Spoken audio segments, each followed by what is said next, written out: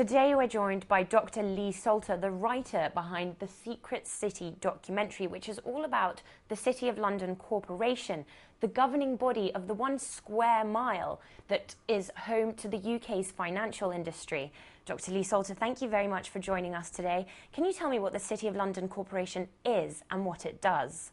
The Corporation of London, or the City of London Corporation, is the government for the City of London, the square mile, the financial district, which is actually the real City of London. The rest of London isn't a city.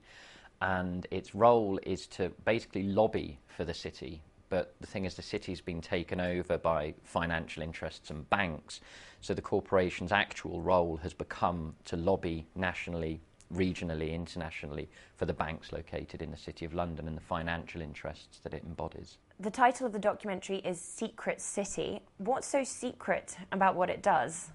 I think in the first instance, very, very few people in London and certainly elsewhere in the country know about the Corporation of London, have heard about the Corporation of London. They might have heard of the words the City of London, but usually in the context of an economic report that kind of flags it merely as a district within the City of London. But it's actually a city. And when you've got a city that people don't actually know about, it's secretive, okay? The Corporation of London itself is, in many respects, avoids freedom of information legislation, for example. It's not publicly accountable as any other institution, so secrecy is in its very nature. What's the formula? If the City of London wields too much power and needs to be democratised, how should that be done? I think the only way it can be done is through strong campaigns that try to tackle the governing structures of the City of London, but also try to lobby Parliament. But whereas Parliament's reluctant to legislate for the Corporation of London because of these constitutional issues, it can do if it wants, but the political will's never been there.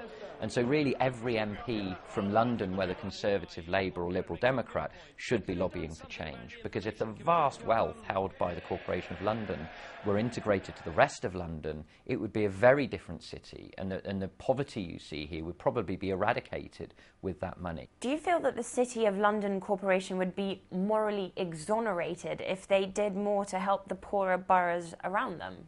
Not really, because the Corporation of London is kind of altruistic. It gives quite a bit of money to charities. It has all sorts of charitable foundations. But this is putting band-aids, putting plasters on wounds. It's not doing anything structurally to change the relationship between this state within a state, this government within London that no one knows about, and the surrounding boroughs, which are extraordinarily poor. But how is it possible to democratise the corporation if the financial industry in the UK and the government are so closely connected? When there's no political will, it's impossible to make that change. I mean, there's all sorts of things that could possibly be done, which is by packing the Corporation of London with people elected on a reform ticket. A government that has the political will, or that can be forced to have the political will through its manifesto, for example, can make that legislation, then perhaps things could change. But it's a deep-set problem, and I think it's a bigger problem than just the Corporation of London. It's a problem about the role of capitalism in the world, about the role of finance in particular as a force and a power. But surely every industry has a lobby, the manufacturing industry, the tobacco industry. Isn't it a natural element of a capitalist society? No. I mean, it is in the sense that there's a lobby there, okay? But the problem is we have an effective government, an effective state built around a single interest. So it's the integration of that lobbying function with the political structures, with the governance of the city, with this effectively a state that's the problem. And that's distinct from all other lobby groups. There are those that say that protecting the city's interests is what's keeping the UK out of the Eurozone, and it's what drives David Cameron's hard stance on EU financial issues. Yes, without a doubt. We mustn't mistake a relationship of force for what the real relationship is. It's not that the City of London's cajoling David Cameron or even Tony Blair before him. These are people who politically and ideologically are in sync with the interests of the City of London.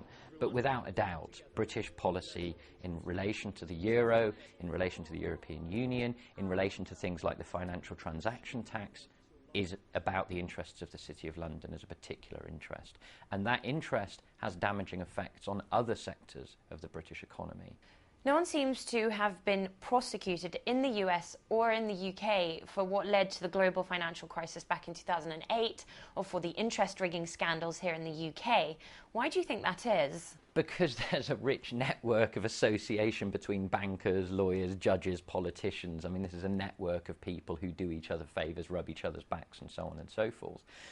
The other reason for that, though, and I think this is really crucial, and this is something that really people don't know about, it's the kind of propaganda effort the city and the corporation have put into changing public perceptions of the crisis. If you'll remember, in 2007, there was a housing crisis. It spilled out and became a financial crisis, a big financial crisis, largely with private debt as well as other aspects of finance economics. And public perceptions of that over these few years, the recent years, have changed to turn it into a problem of public debt, a problem of government spending. It's not the fault of the bankers and the insurance companies and the financiers. It's the problem that we've been giving too much money to wheelchair users. That's what's caused the crisis. That didn't come from nowhere. That's not a change of mind by analysts. The City of London Corporation, or the City of London itself, spent £90 million in 2011 alone in propaganda, in lobbying, in trying to change people's minds about the nature of the crisis.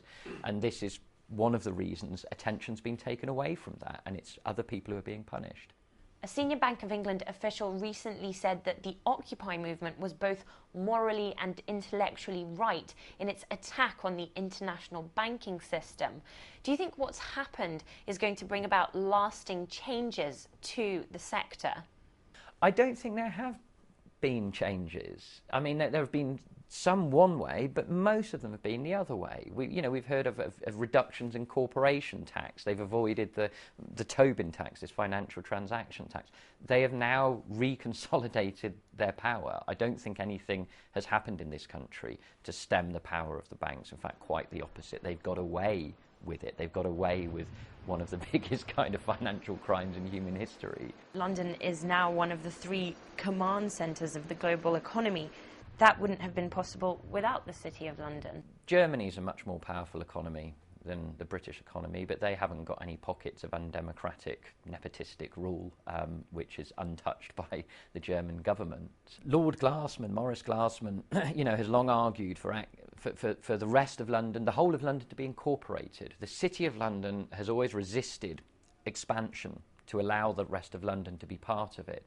So we right now, and people, living in London, aren't actually living in the City of London. You call the City of London Corporation an undemocratic pocket within London as a whole. Are there any other boroughs in the UK that are this similar type of exception to the general rule?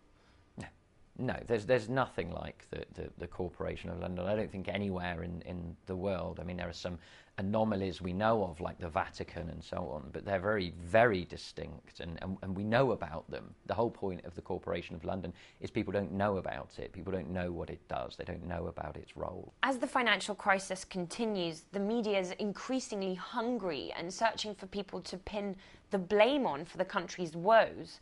Do you think that villainising the City of London Corporation conveniently fits into that quite fashionable anti-banking narrative? I think, again, it's not really vilifying. It's saying, look, there are some really good structures in the Corporation of London, some very good ones, but they've been subverted.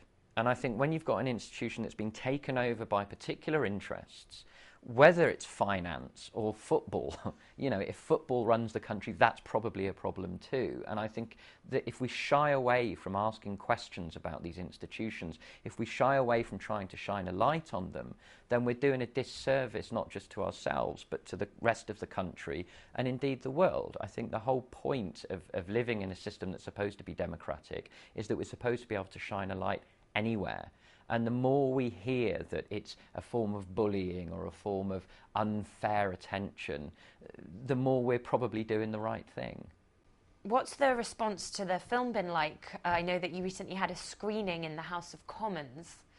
The response was fantastic in Parliament, certainly. That was hosted by John McDonnell and lots of sort of activists and journalists and from here and abroad turned up, and they gave us their feedback in the session, and a lot of it was wow, but just because they had never known about this stuff, sort of eminent people, professors and doctors who have never heard of the role of livery companies, have never heard of the role of Thomas Gresham setting up global financial capitalism. So I think just exposing that historical fact was very well received, but also the eventual consolidation of the power of finance as an explanation for how we got to the current situation today. I think to hear a priest explaining how the Corporation of London has set up a religion of consumerism that in some respects can explain elements of the last year's riots, it's positioned lots of different discourses, lots of different ideas in relation to this kind of historical explanation. And I think people really appreciated that. A lot of people were asking, what do we do then? Well, how do we change it? And I think that's good to have that kind of response. So who do you go to if you want to change it? There are various groups that grew up with the Occupy movement, actually, and around that there's one organisation called Reclaim the City that's been trying to strategise at the moment and try to kind of reclaim that portion of London for the rest of London and the country as a whole, to drag it into the democratic system. I know that there are a number of people looking at running for election again to the City of London Corporation, and they're going to try to make some changes from the inside.